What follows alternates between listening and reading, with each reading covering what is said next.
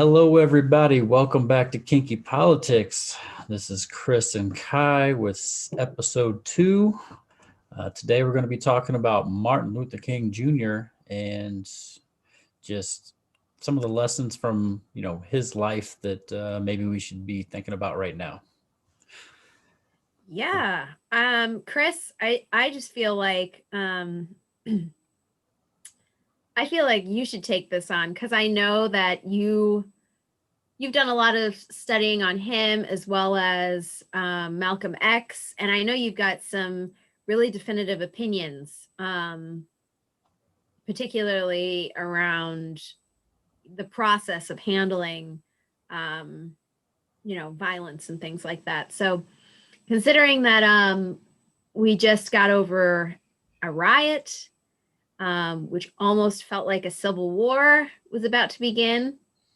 And now we have Joe Biden and Kamala Harris in office. They were sworn in yesterday. It was for heaven's sakes, it was Martin Luther King's birthday. So,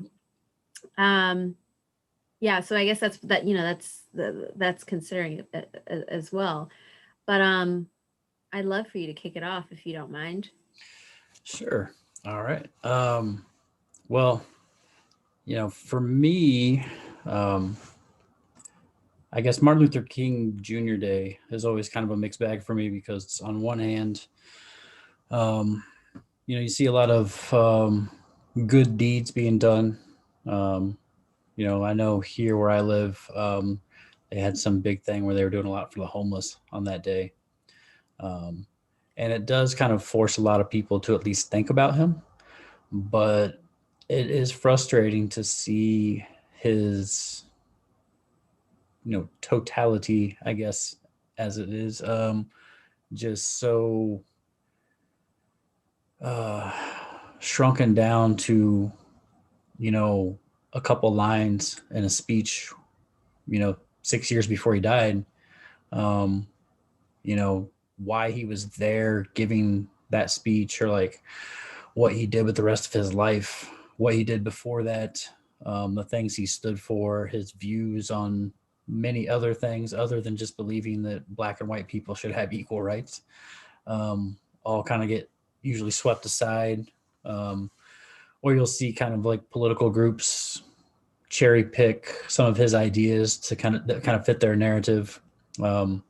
Because Martin Luther King Jr. and even Malcolm X, but talking about Martin Luther King, were just, I don't know, they wouldn't quite fit into our boxes today in terms of like politics or social movements because they were both religious leaders as well, and that's largely left out of especially the left side of the aisle. On the right, you kind of have a really perverted, bastardized version of Christianity being pushed, but there is no left religion anymore. You don't have religious leaders, at least no. I mean, I'm sure they exist in local communities, but you don't see them on TV. They're not national icons. They're not people that everybody in the country knows. I mean, you still have your Al Sharptons and Jesse Jacksons left over, but I don't think they really have that respect that I'm talking about. So that's kind of would make them different today. And another thing that I think is interesting because it's one of the things that I feel like conservatives will kind of cherry pick from Martin Luther King Jr. and even maybe like a Malcolm X type or something from back in the 60s is that there was with those guys, they had not only were they calling for, we need to stand up against this overtly racist system we have, and we need to, combat these things and try to, fight these different inequalities and all that stuff. But the other component that was really kind of unique about them, especially in our time, would be they were also calling on their own community to step their game up. Like, we need to do a better job of, keeping our kids off these streets. We need to do a better job of like taking care of our community. We can't trust, these other people to kind of do it for us. We need to do it ourselves. And holding them accountable, like calling them out, Like the things you would hear like Martin Luther King Jr. say, well, maybe not him so much, more Malcolm X, but calling out their own community, like in ways that you just couldn't imagine. I mean, like, I guess the only person I know that does it kind of like that, and I don't want to say he's anywhere on this level because I think he's a crazy person in a lot of ways, is what's that guy's name? He was big for a while. I don't know if he's still big. Dr. Umar Johnson. You never heard of Yeah, him? I Yeah. do. He's not a doctor, but yes, Oh, fake doctor. Okay. He calls himself doctor or whatever, but I know, uh, I know all about him. And okay. yes, Yeah. yes, but he doesn't actually have a doctorate. Okay. But he's like the only person I've heard like that would he would go after these people. I think a lot of it was kind of hypocritical and like just kind of like a con, but I didn't think he was like I don't know. He's not like Malcolm X, but he would use a lot. I think he like watched some Malcolm X or learned how to mimic some of that stuff because when I watched him, I was just like, this dude seems like he's kind of like mimicking some other person. But getting off topic, but those guys because of those two aspects of them, I don't know how they would really be received today. And it's interesting to see people kind of cherry pick their um, parts of them because they don't fully fit into our boxes today of like what would be acceptable in the Democrat or especially like with socialists because Martin Luther King called himself a socialist or democratic socialist. So obviously socialists like to really quote those quotes about him, but they also kind of like leave out the fact that he was homophobic, like things like that. Like, it's like these were complicated men, but they were, I don't know, they were just such men of principle that like doesn't exist in our public arena today. Like, I mean, Martin Luther King Jr. I mean, the thing people don't really know about him is he was popular up until 1967. And in 1967, he gave a speech, which, if you've never heard it, I highly advise you listen to it. It's one of the greatest speeches I've ever heard in my life. It's called Beyond Vietnam. Um, and that's the speech where he officially like comes out against the Vietnam War. Because up until then, he hadn't spoke on it. Like he wasn't for it, but he didn't really criticize it. He was focusing on like race stuff, class stuff a little bit. But well, not a little bit. He focused on class quite a bit. Um, but then he spoke against the Vietnamese War, and the last year of his life, he was hated by like 85% of the country. The majority of black people even disapproved of him because of it.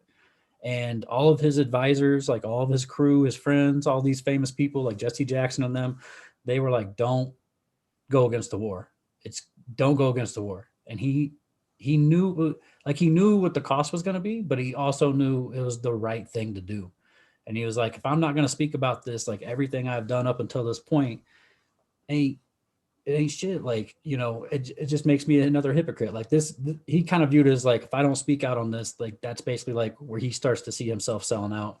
And he gave the speech, pissed off everybody. And a year later, he was killed with the assistance of our U.S. government at very high levels because of Yeah. it. That's how, I mean, that's who these men were. And like Malcolm X too, I won't get into him, but he also was killed for, similar things like standing up for, like he easily could have sold out and just had a nice life but he didn't. And it got him killed because these were men of character that just don't seem to exist anymore. And we need these people in our public arena now more than ever. Mm, thank you. Yeah, I agree, and I feel similarly in a lot of what you said. I do feel though, like you like to say, that history repeats itself, and so I actually disagree a little bit. I think that we do have a lot of leaders who are not necessarily of his. They're not at his icon status, but I think that icon status really came after he passed away. I don't think during his time he was. I think he was radical and controversial, and I think the Black people who agreed with him. There was a small pool of conservative Christians who agreed with him, very small, and then there was poor Blacks who were maybe not necessarily conservative or not necessarily like hardcore Christian, but Christian, you know what I mean?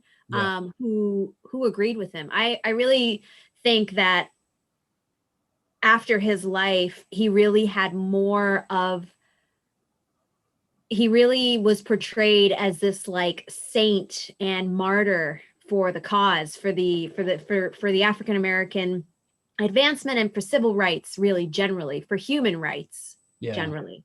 But I think he was more radical and more um he was he was, I think he was frightening to a lot of Black people because he stood for a type of change, which is, you know, he wasn't as frightening in my opinion as Malcolm X, Yeah.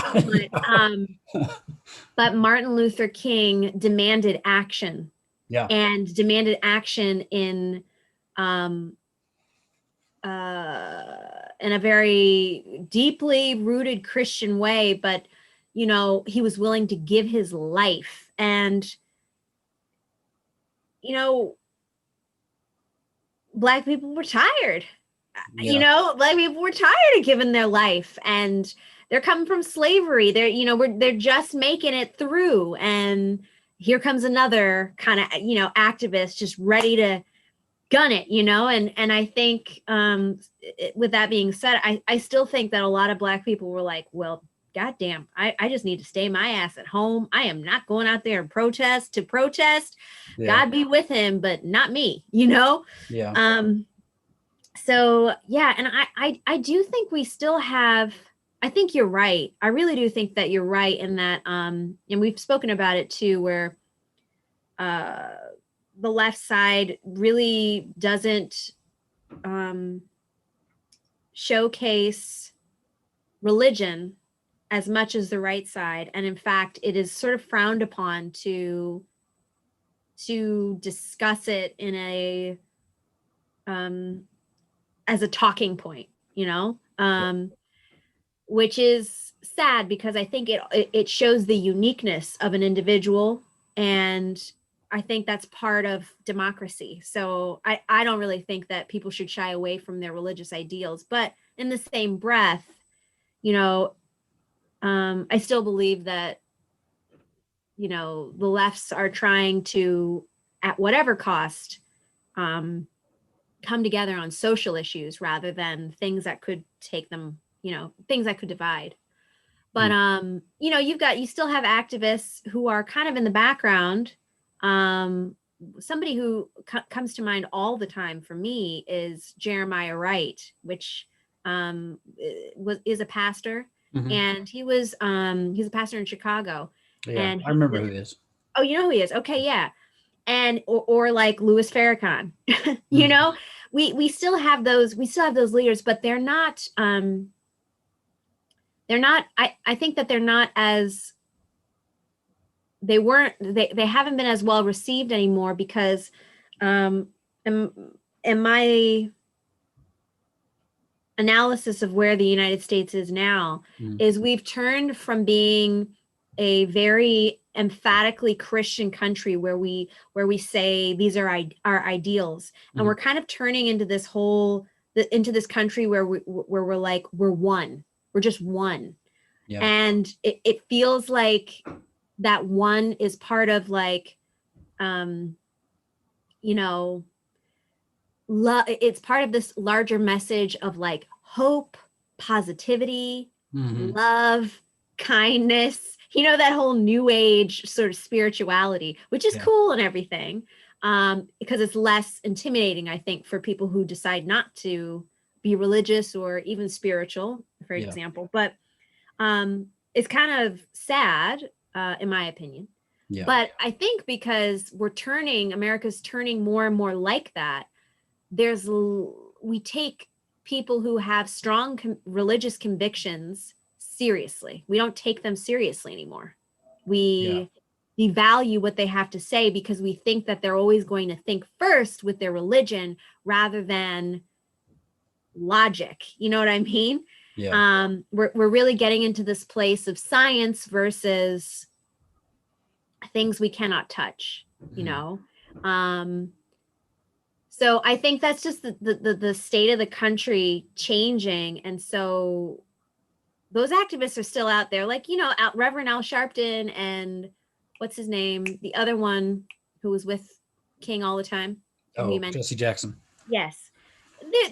Those are still prominent, real leaders. But again, I do think the reason that they don't have as much respect in the arena is because they're pastors and because they are convicted. And nobody has that magic Yeah. that MLK had a MLK Jr. Had this divinity, for a He was lack a of better word. prodigy. Sorry? He was a prodigy. He was a Like prodigy. he He was graduated high school when he was like 14 or 15 or something like that. Like he got his doctorate or whatever when he was like 20, I don't know, around the 28. time. Yeah, it's like crazy. Like Yeah. the dude was a So freak, like mentally, like off the charts, like intellect, like insane. yes, completely sound. And then to top it off, he was an incredible orator. Yeah. So he was unbelievably talented. And it's like very obvious that when you're able to pair those two together, where you've got somebody who's incredibly intelligent, incredibly charismatic, and incredibly talented, Mm-hmm. they're just they're destined to be great. And you know, we haven't really seen that type of um that that type in a really long time. you Yeah. know I feel um like a large part of that is because they saw what happened to that generation. Like hmm, all the iconic leaders of kind of the movement of the 60s all got killed in the end for the most part. Or yeah, a couple that's of them got like what's the guy's name? Stokely Carmichael. I don't know if he got exiled or just chose to go live in Ghana. Like a few people went to live in Africa. You saw what happened with the Black Panther leaders. Like mhm. they saw that, and maybe people are afraid to stick their head up. But because I mean, honestly, like Martin Luther King and Malcolm X and that whole '60s movement, their their whole thing was, I mean, they were forcing conflict. Like you weren't avoiding conflict, you weren't trying to make peace, like you were forcing conflict and like, no, we are morally correct. We have the high ground and we are going to shame you over, like we're going to shame you and shame you and shame you and force you to like bend the knee basically. And you have to be willing to, To die. yeah, basically. I mean, and Yeah. they both were, and they were upfront about it. Like, we're willing to. You have to be willing to die for that, And especially if you're you're going to right. lead it. Like, you can maybe be in the back of the line if you're a little squeamish, but if you're going to be up in the front of the line and speaking out, you got to be willing to pay the consequence and have the bullseye on your back. It's true. And that's it. They were forcing conflict. And I love that you said they, because I think a lot of especially during shit where white people seem to be looking bad, Mm-hmm. all of a sudden white people start quoting MLK quotes when Yeah. shit hits the fan, and they look violent, or somehow they look out of they look bad, or for example, the riots, Yeah. or during Black Lives Matter movement, like oftentimes people would quote um, Martin Luther King quotes, or talk about his, and it drives me up the wall um because while he while he lived for peace, Mm-hmm. he still lived for justice first.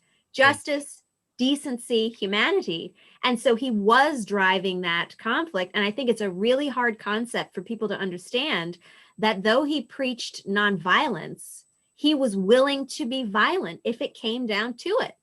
Well, Because he was not. He was a pacifist.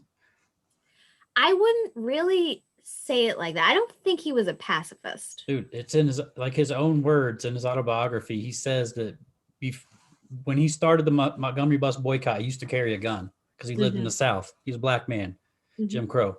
And then once he, I think it was after the Montgomery bus boycott, and Mhm. he was starting to become a leader of something he kind of saw like he was becoming a leader thing, and he was preaching this nonviolence.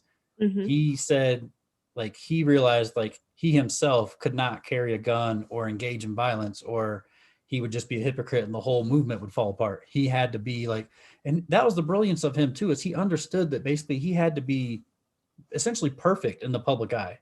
And he knew Mhm. that because he knew if there was one blemish the public found out about him, it would kill the whole movement because he was basically It like, wouldn't matter either way. yeah.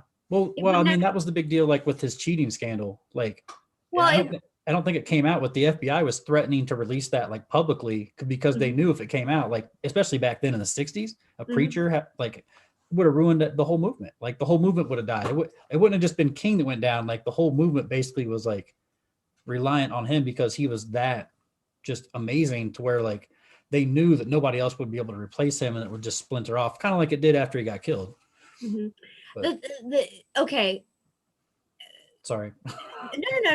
No. It's totally fine. He himself may have physically been a pacifist, Mm. but should violence happen on account of what he was a proponent of Oh yeah, he was understood it. Yeah, yes, yeah, yeah, and so he was willing to let that happen. yeah, It was like he knew he couldn't control the outcomes, right? And so if you know you're going to incite conflict, you know violence is going to occur.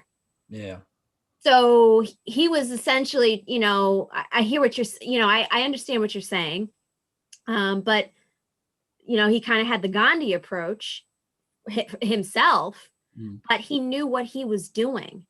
And at the very end of the day, it's like, as we've seen, both with Malcolm X and both with Martin Luther King, racism doesn't care if you're nonviolent or violent. Mm. You know what I'm saying? Like, you get killed anyway. They both died, Yeah, irrespective of what they were preaching, you yeah, know? Um, and I think that is an incredible analysis on these two great and prolific leaders. I mean, we've touched on it in the past, and I've mentioned it too, that like I don't want violence. Like, my God, no, I the want last conflict. thing, huh? I want conflict. I want forced conflict. I don't want violence, but I do want forced. Last thing, that's the last. Who wants that? The last thing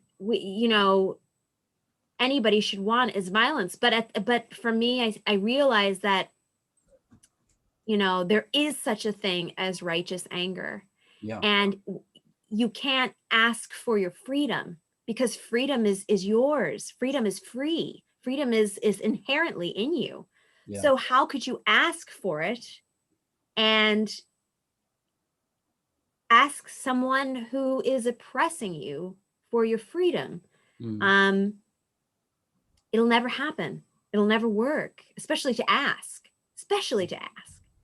So I you know I appreciate, I mean, God, I appreciate Malcolm X so much, and his legacy is one that is lasting. But like, I mean, we should never ever forget that he was a radical with serious intentions, seriously disliked from both Black people and white people. And it's only until after his death do we celebrate him as this incredible figure, because he was a pacifist despite wanting to incite violence. And I feel that a lot of times oppressors, or people who are like abusive, Hmm. um, are always looking for that language of peace, and civility.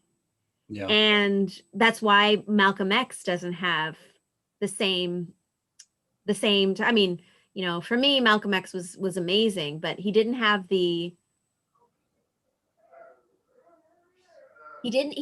magic for me mm. that Martin Luther King. Look, now let me just say, I'm not saying that Malcolm X doesn't have magic. Mm. I'm saying that that Martin Luther King had, if you can if you can actually stand there and get hit and get hurt Mm. and not fight back, you're a different human being, okay? You are a fucking different human being. And that takes a lot, And so when you see that, especially after history, when you look into history books and you review things and you see that, you're like, what kind of a man was this? Like, Mm. who was he? Was he even real? After a while, you're like, he really practiced what he preached, um, and man, did he try, you know? Yeah. And it is sad that, later on in life,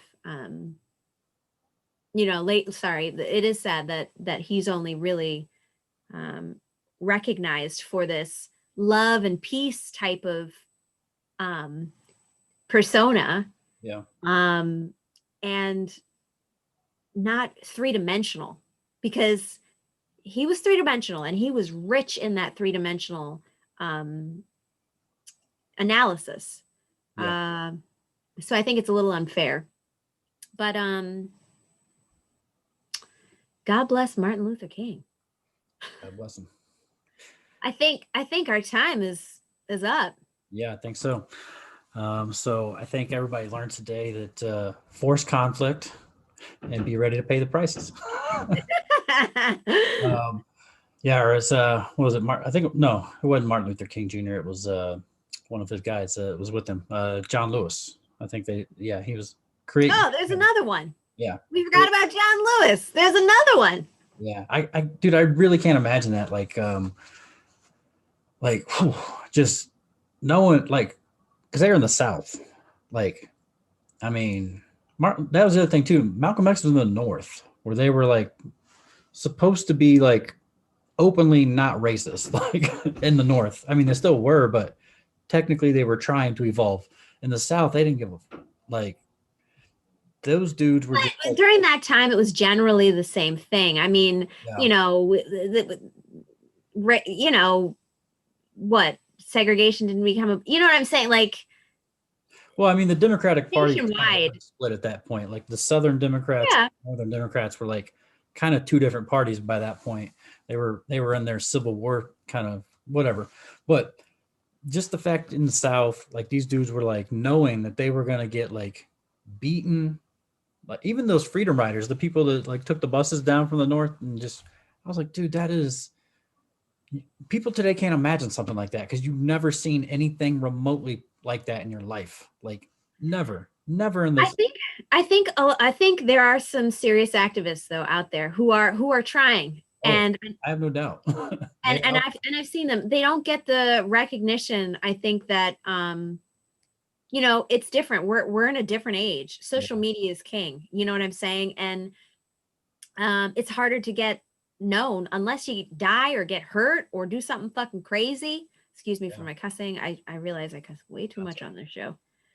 what you gotta do. You gotta force conflict to get the media to pay attention though. And that's what people are kind of skittish to do today because they want access to power. Like that's what it kind of boils down to. Or they're I afraid to. don't think people want forced conflict. I no, I mean we saw it with BML, we saw it with the riots. We saw forced conflict. I don't know. Well, I mean, forced conflict to me would be like, okay, you've said you're going to do something about this issue. We're going to be at your neck doing actions. Like that was the thing with Martin Luther King Jr. Like he didn't quit. Like he came to your town, you knew, oh shit, like this dude's going to be marching, boycotting. Like that was the thing. He went for your jugular. Like he went for your pockets. Like he knew white people didn't give a, like if you were just like basically asking, trying to do it through the system legally, trying to elect officials, he was like, that's going to take forever. What we're going to do, we're going to come to your town. I'm going to get all the black people in your city to boycott your white businesses. And then we're basically going to starve you. And it was a war of attrition.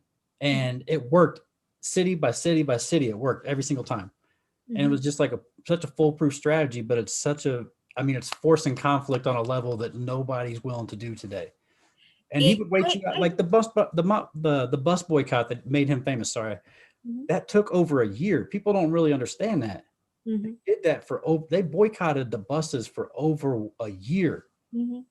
People ain't on that level right now. Like I don't know. nobody's I doing stuff like disagree with that. I think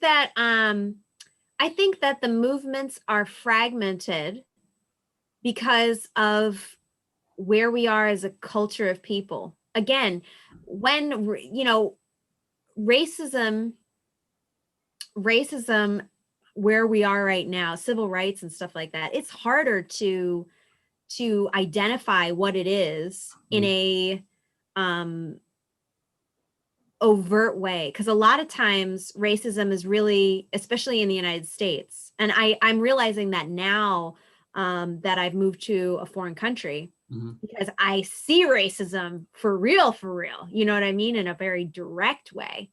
And so, because racism now is sort of indirect and very sort of insidious, you don't, sometimes you can miss it.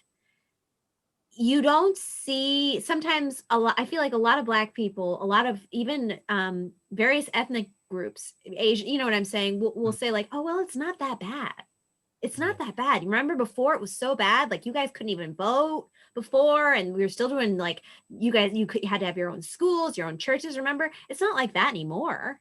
Yeah. You know what I'm saying? It's different. So it's like, it's just, we're looking at things a little bit differently, but I still think, going back to your favorite, I still think history is repeating itself. And I think we're going to hear about this in the textbook, and we're going to hear about a few little activists, and we're going to be like, shit, one day you and I are going to get together in the future, 30 years from now, and be like, still have our show on Kiki Politics, and we're going to be like, look, there's the activist we failed to mention, KJ, whatever, whatever. She died.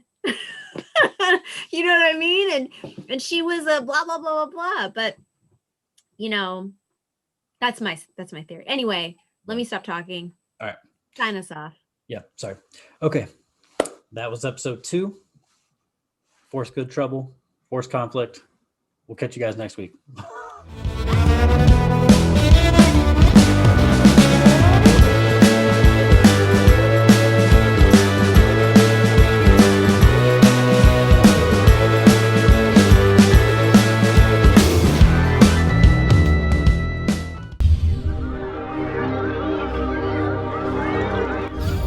Oh my god. Orange is not my new black.